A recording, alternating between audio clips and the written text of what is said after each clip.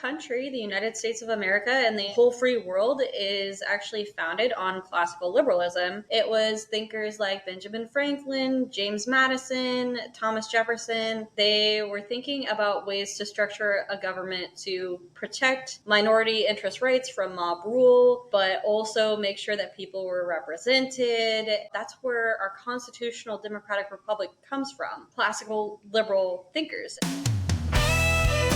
Educate, inform, inspire. The Dan Parsons Show, a podcast that lifts up instead of tearing down. Hey, welcome to the Dan Parsons Show. I am your host, Dan Parsons. Coming up on today's show, Schuyler Windham, chair of the Nebraska Liberal Party. But before I introduce Schuyler, a shout out to Friends of Dan, our Patreon support team.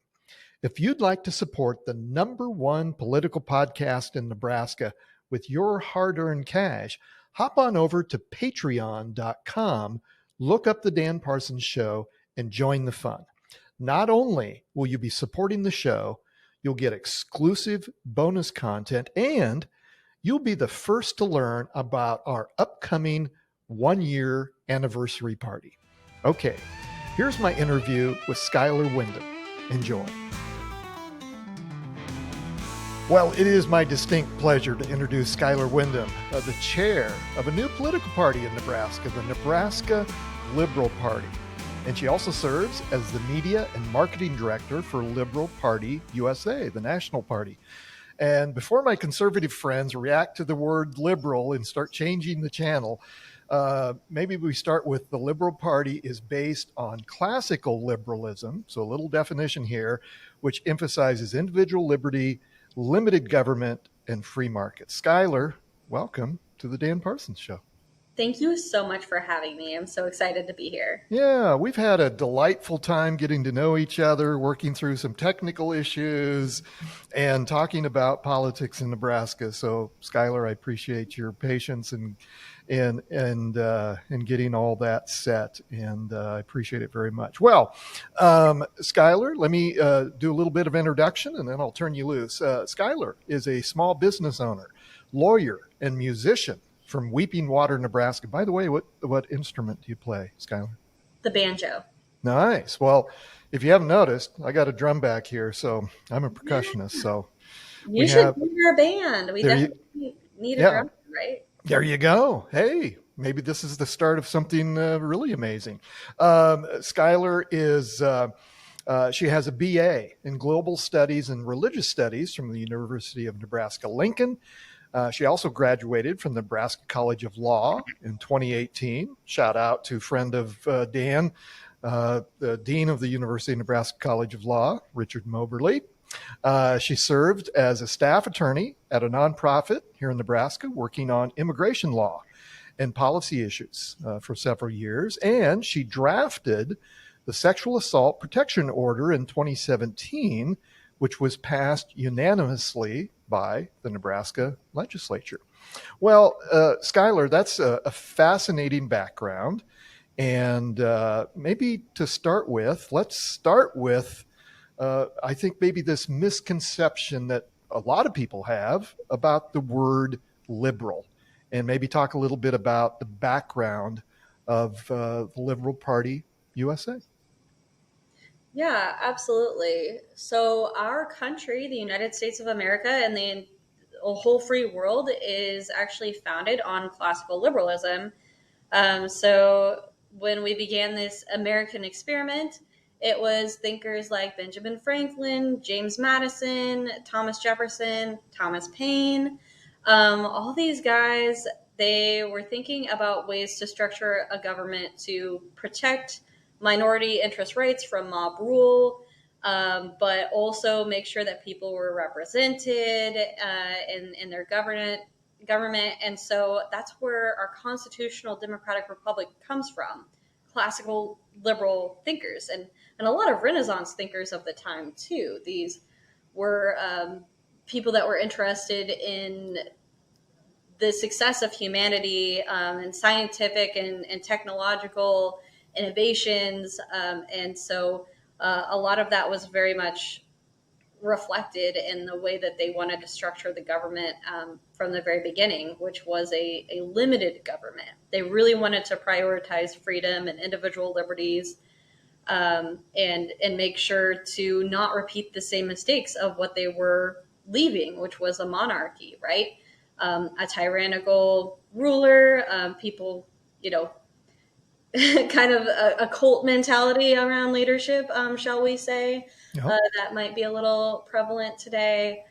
And one of the reasons why they also said that they were seceding in the Declaration of Independence was because the monarch was not allowing people to freely move to the United States and the colonies. So that's an interesting tidbit about the founding fathers. But yeah. Well, it's interesting to me as I've learned more about the Liberal Party USA and now the advent of the party here in Nebraska, the connections that we have. And you have a very interesting connection with another friend of Dan, a friend of the pod, Laura Ebke. Laura has had a fascinating political background, former state senator, former school board member, and now she's back in the private sector and working for a policy organization here in the state. But tell us a little bit, tell our audience a little bit about the connection with Laura Ebke and the Liberal Party USA. It's fascinating. Yeah, absolutely. So I came from a Democratic Party background, actually. And that's how I ended up working on the sexual assault protection order, because I was working as a legislative intern for then Senator Bowles.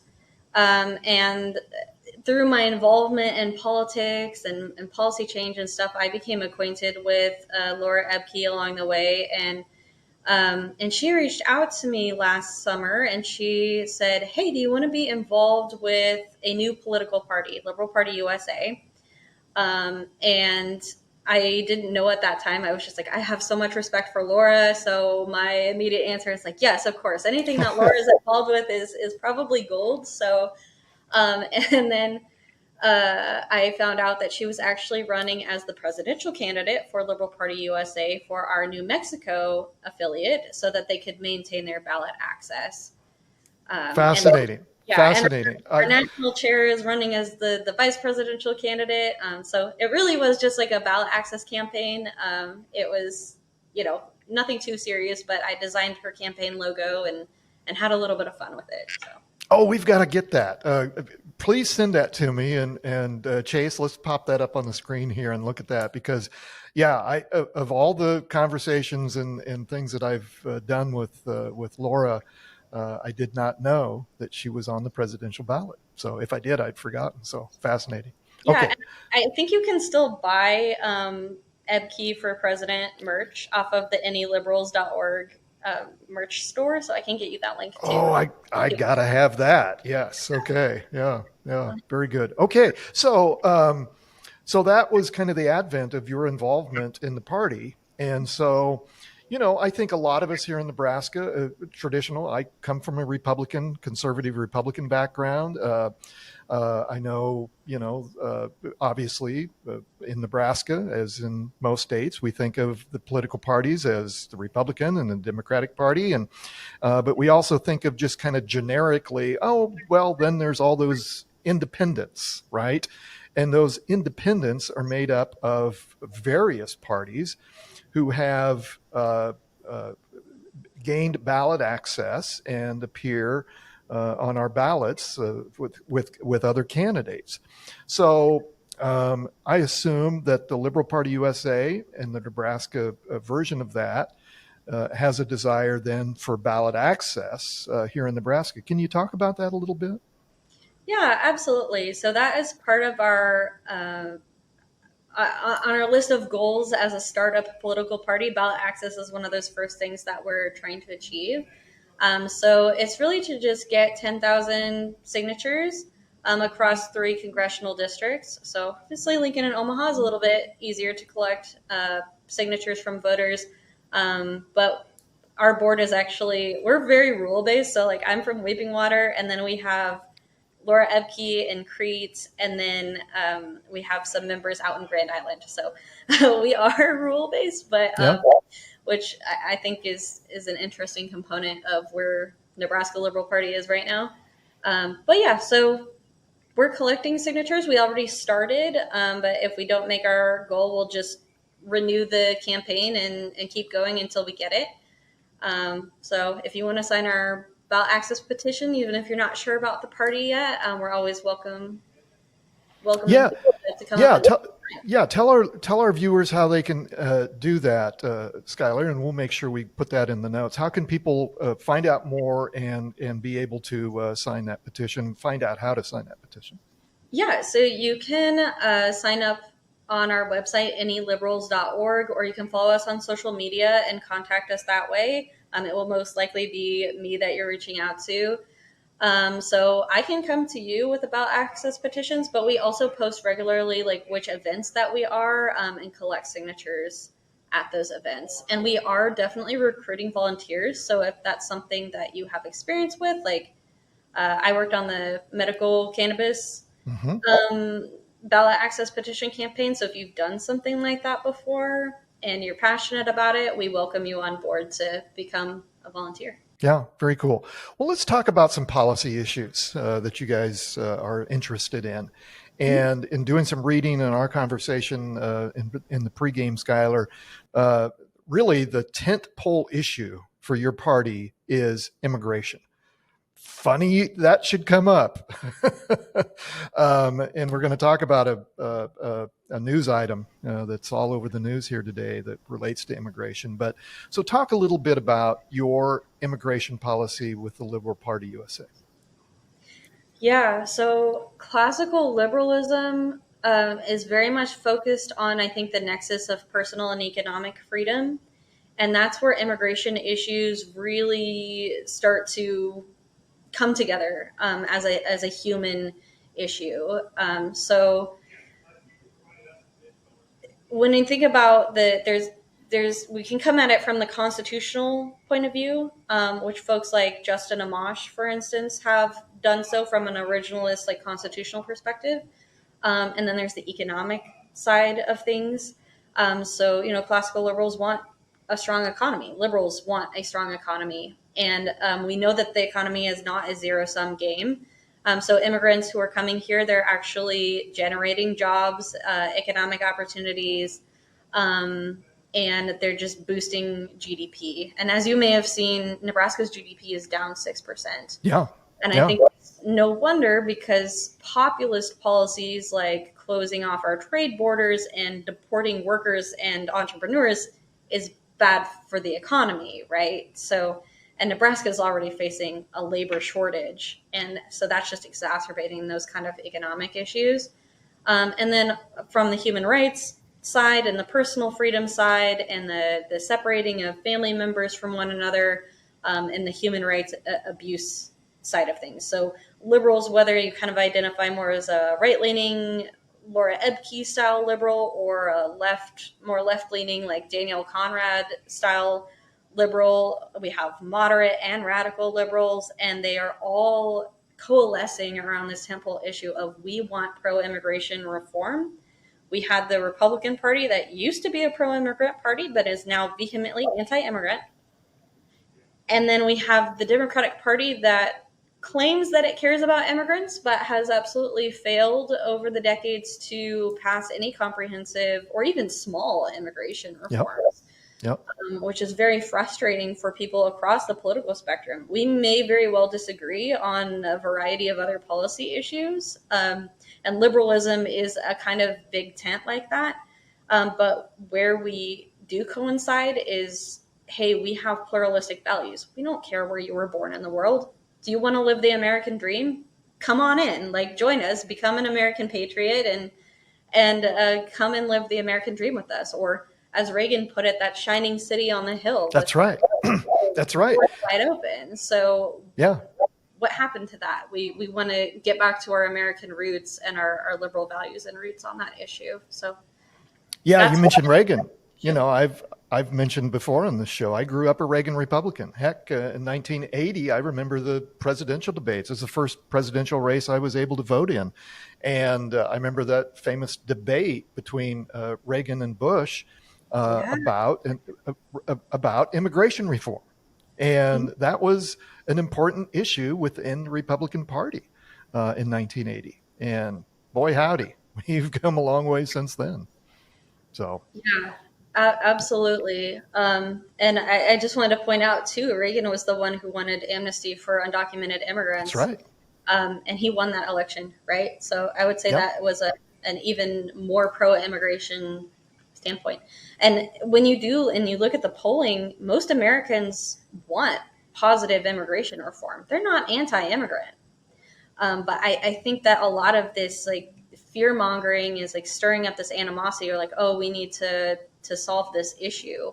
But actually solving the issue is making the immigration system less bureaucratic, and encouraging people to immigrate here, and just being kind to our neighbors. Like that's what the one thing that I believe in is in the inherent worth and dignity of every single person. So, and I think that's a shared value among liberals for sure.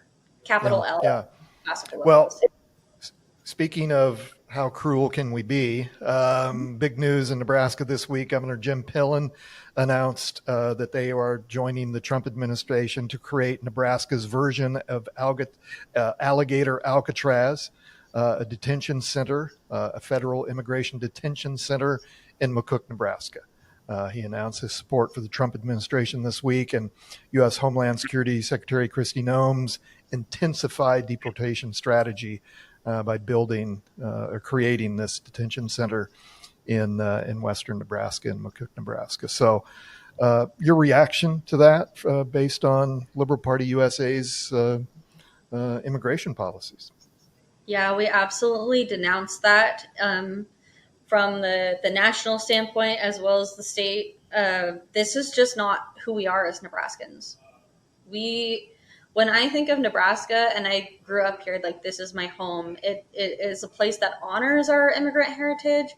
It's a place that honors individual liberty and freedom, and being kind to our neighbors. And this is the antithesis of that.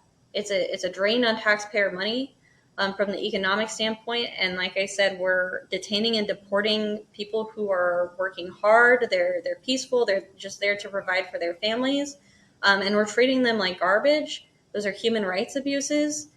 So it's just a tragedy from all perspectives, and something that we should continue to call out and not have in our backyard, because that is not who we are as Nebraska. At least that's not what I think of as Nebraska. I think about our warm community members, and how welcoming we are, and even small town communities that have that strong heritage of being pro-immigrant, and like Czechfest, and the Russians from, or Germany from Russians, like Yeah. that legacy Yes. that we have. Our Vietnamese immigrants from the Cold War era, like we are refugee capitals as well. And part of that is definitely because we have a labor shortage. So it does make sense to kind of direct people, guide people. Hey, do you want to live in Nebraska? We think it's pretty great. Come and live here. But I think that it's absolutely, it's very distressing for people who care about constitutional rights, and human rights, and that we just want to be kind to other human beings, that this is what our government is deciding to waste our taxpayer money on cruelty. And Yeah. it's disturbing. Yeah. Yeah. Well, let's tick through some of the other policy issues with Liberal Party USA, because I find this fascinating. Let's talk about self-defense. From your platform, every individual has the right to protect themselves, their loved ones, and their justly acquired property. Peaceful citizens should be secure in their right to own and carry firearms and any other weapons, and this right should never be abridged without due process of law. So, Second Amendment, you guys are for protecting that right. Yeah, absolutely. Liberals care about the Constitution through and through. We didn't really go into due process, but obviously we have a lot of due process issues with the immigration system as it is being carried out. But that carries over to the Second Amendment as well. I'm a responsible firearm owner. I supported LB 77, which was our constitutional carry bill. And, a lot of times we talk about in the self-defense space from a more right-leaning perspective, but I have a lot of left-leaning friends that benefited from that bill as well. And I think that gets lost in this like false left-right paradigm, because classical liberalism is not, it's not left, it's not right, it's not centrist either. Like it's liberalism, right? We care about the Constitution, and it doesn't really matter if people, I don't know, disagree with that to whatever extent that they do. So we understand why the Second Amendment was written the way that it was. That's in the Constitution. And then more fundamentally, I think it comes down to, do you have the right to defend yourself if someone attacks you? And I say yes. And even from the left-leaning perspective, I have a queer friend that was, at the time, unlawfully concealed carrying a knife to defend herself.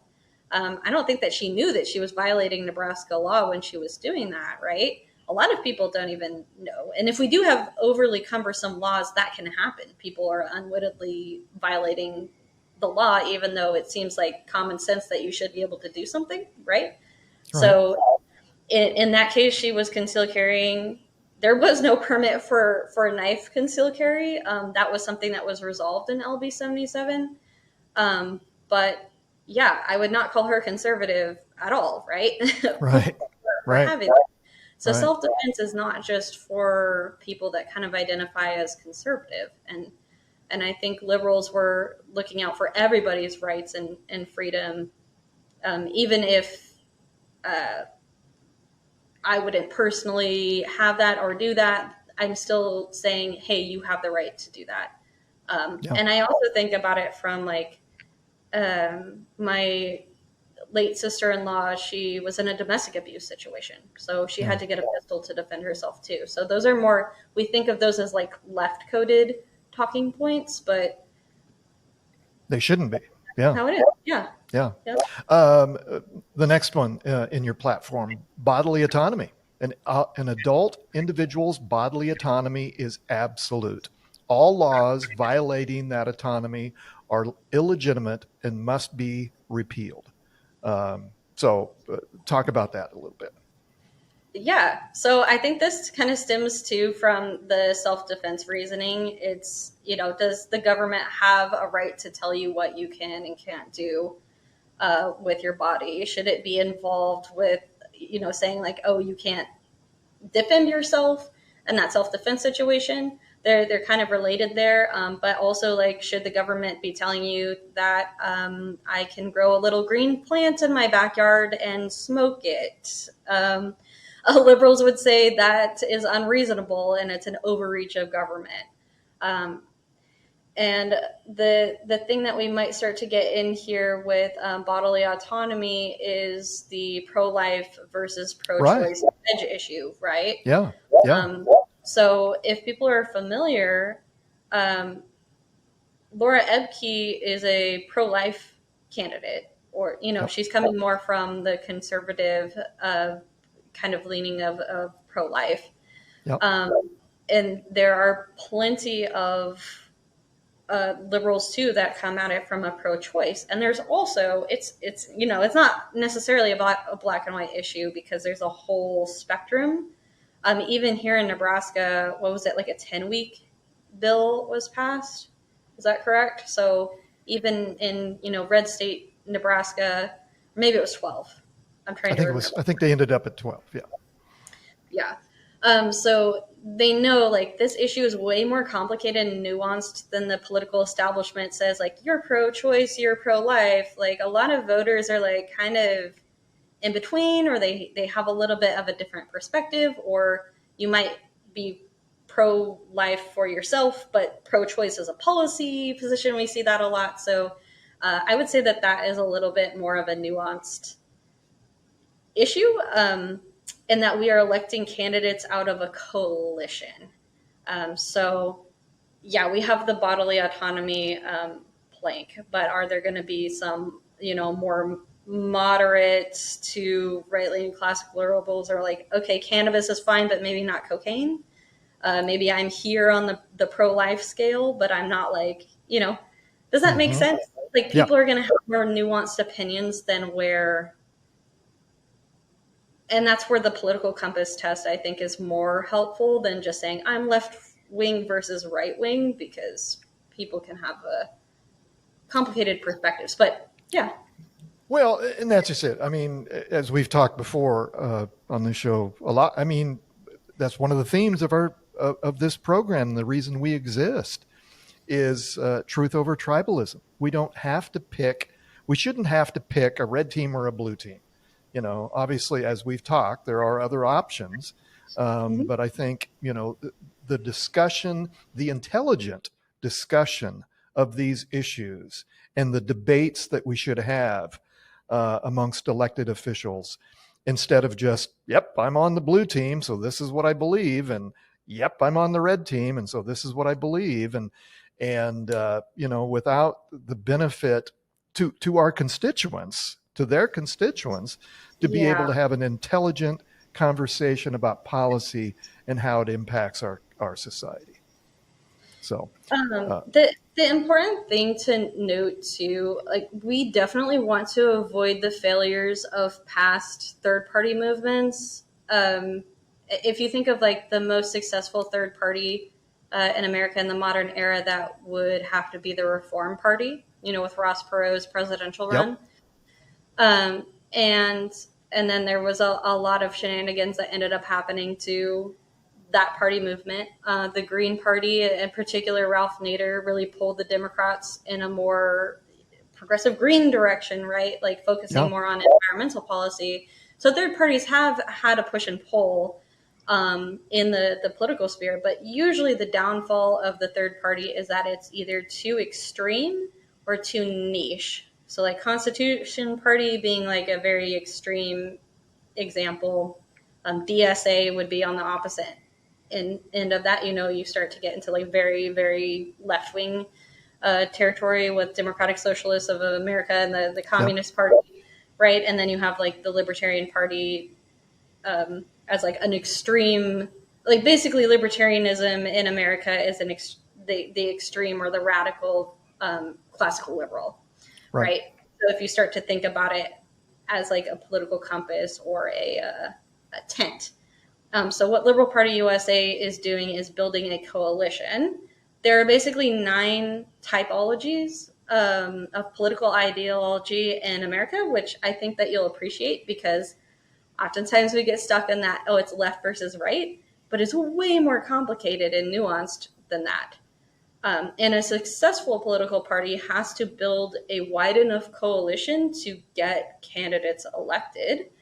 So in a 3-way race, that would obviously be 33% plus 1. You've worked on campaigns before, so maybe you know how important that math is, right? Yes. And a major election, the further up you get presidential, you're going to have to moderate your campaign more to expand the tent, right? And so that's where you get into like the 40%.